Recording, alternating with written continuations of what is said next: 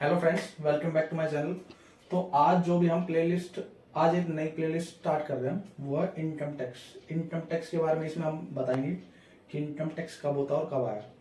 अब सबसे पहले यह है कि इनकम टैक्स होता क्या है। इनकम टैक्स एक डायरेक्ट टैक्स होता है। डायरेक्ट टैक्स का मतलब है जिस पर्सन पे गवर्नमेंट टैक्स लगाती है उसे ही पे करना पड़ता है। वो अपना बर्डन दूसरे को पास ऑन नहीं कर सकता।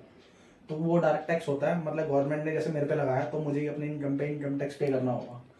इनकम टैक्स के डायरेक्ट टैक्स के दो एग्जांपल होते हैं। एक होता है इनकम टैक्स, एक होता है वेल्थ टैक्स।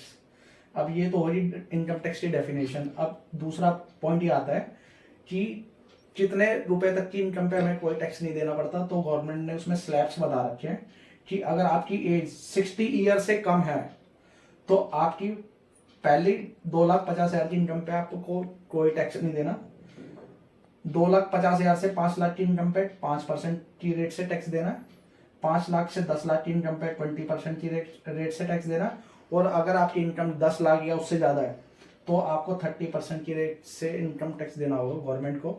31 जुलाई हर साल इसकी मतलब इनकम टैक्स रिटर्न भरने की लास्ट डेट होती है। Thank you.